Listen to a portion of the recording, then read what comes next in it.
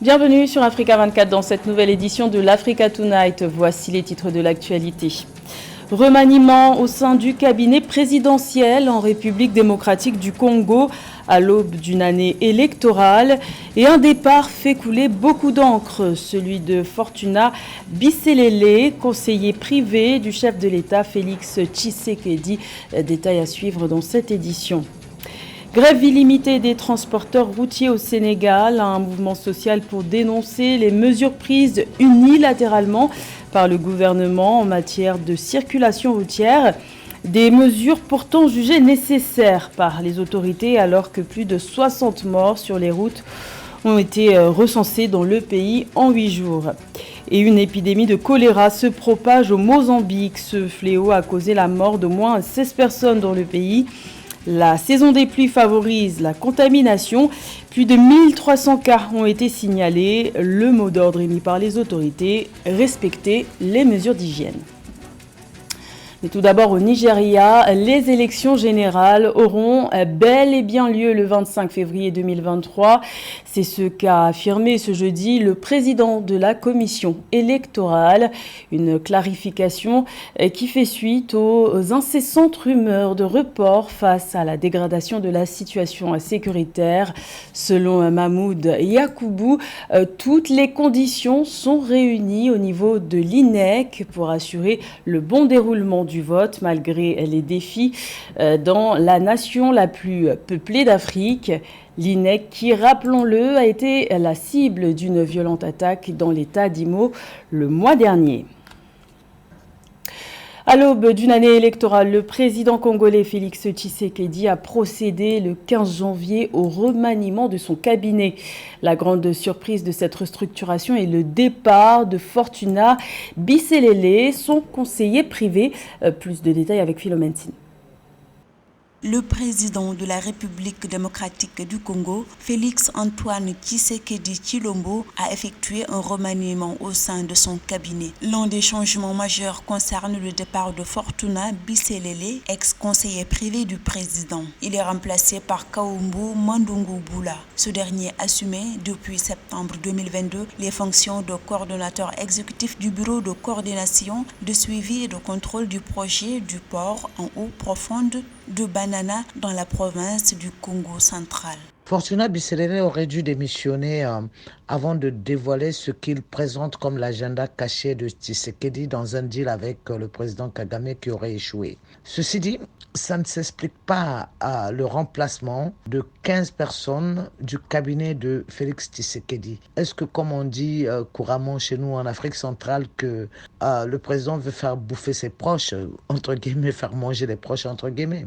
Sinon, les priorités de la RDC sont ailleurs que le remplacement par une quinzaine de personnes du cabinet du chef de l'État. Fortuna Bisselele, ex-conseiller privé du président, est auditionné par l'Agence nationale des renseignements depuis le samedi 14 janvier 2023. Il a été à toutes les rencontres publiques et surtout secrètes dans le cadre du processus de paix dans la région des Grands Lacs. Il aurait perdu la confiance du chef de l'État, Félix Antoine Tshisekedi, dans le dossier sensible de la crise avec le Rwanda voisin. Je pense qu'il ne perd pas de vue que les élections sont proches, que la sécurité dans l'Est de la RDC n'est pas acquis et qu'il faille ouvrir des fenêtres pour faire la paix dans cette partie du pays avant les élections. Sinon, ça sera compliqué pour lui et l'opposition sera vent debout contre lui si les élections ne sont pas tenues à date. D'autres conseillers du président congolais ont été également relevés de leurs fonctions. Il y a notamment Didier Beto-Apala, ancien coordonnateur de la sécurité interne du président, actuellement aux arrêts, Topin Kabongo, ex-assistant personnel du président, et Jean-Claude Kabongo, ex-conseiller en charge des investissements. Ce remaniement intervient à 11 mois des élections générales du 20 décembre 2023 en République démocratique du Congo. Également dans l'actualité, Rachid Nekaz, résigné et libre. L'opposant algérien condamné à 5 ans de prison en juillet 2022 pour avoir appelé au boycott de la présidentielle de 2019 a été libéré ce 18 janvier. Une libération pour raison humanitaire selon le Comité national pour la libération des détenus, mais qui intervient après sa décision d'abandonner définitivement la vie politique.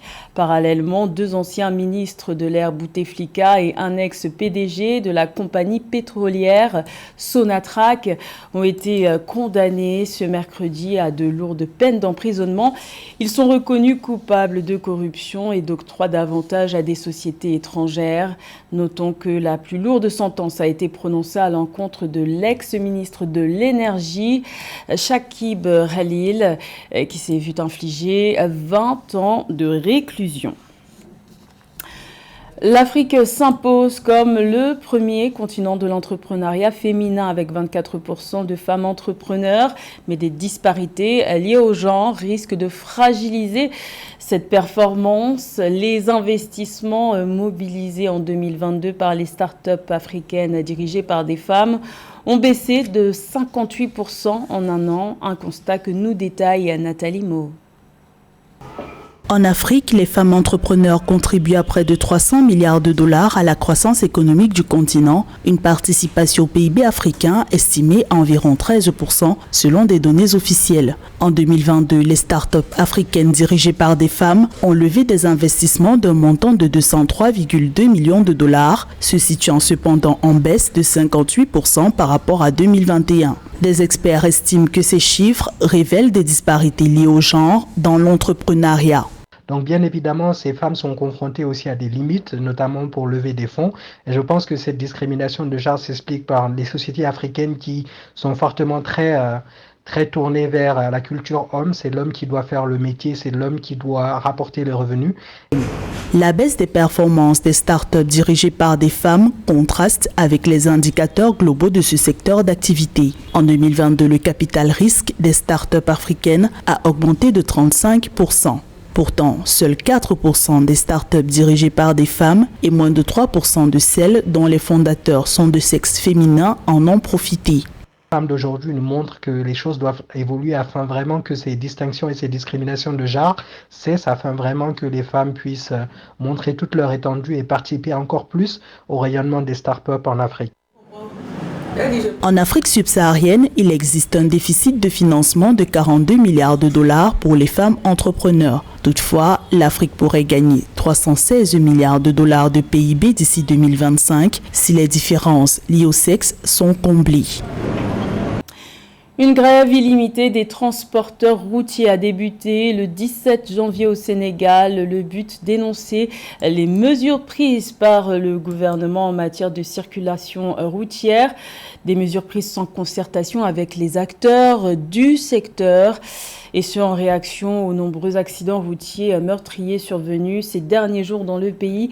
Plus de détails avec Cheikh Omar Kamara. Dans les rues de Dakar, la capitale du Sénégal, les arrêts de bus sont bondés de monde. Les transports en commun sont pris d'assaut par les usagers comme une tempête. Après un accident de bus qui a tué 41 personnes à 6 km dans la région de Kaffrine au centre du pays, le dimanche 8 janvier 2023, certains syndicats de transport routier se sont mis en grève illimitée à partir de mardi 17 janvier 2023 pour protester contre l'action du gouvernement sénégalais. Le gouvernement a sorti des mesures parlant de 22. Mais dès que ces mesures sont sorties, il n'y avait plus de débat. Or qu'on devait faire un débat par rapport à ces mesures.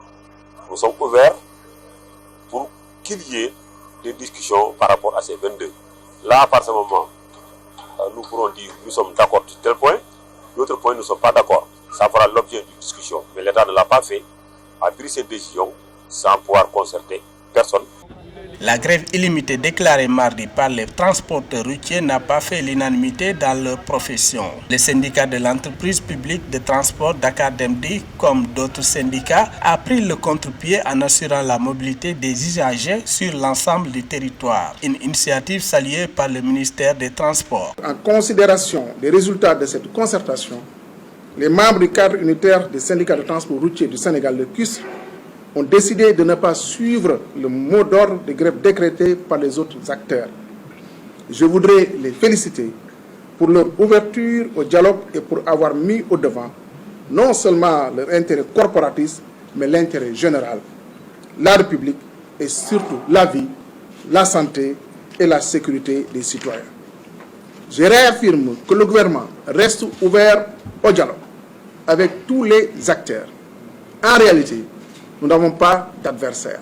Même si la grève des transporteurs est enregistrée et que ses premiers effets sont déjà visibles, elle ne semble pas pour le moment aussi importante que la grève organisée il y a un an qui avait paralysé la capitale sénégalaise pendant 3 jours. Pendant ce temps, les pourparlers entre le gouvernement et les syndicats de transport vont bon train.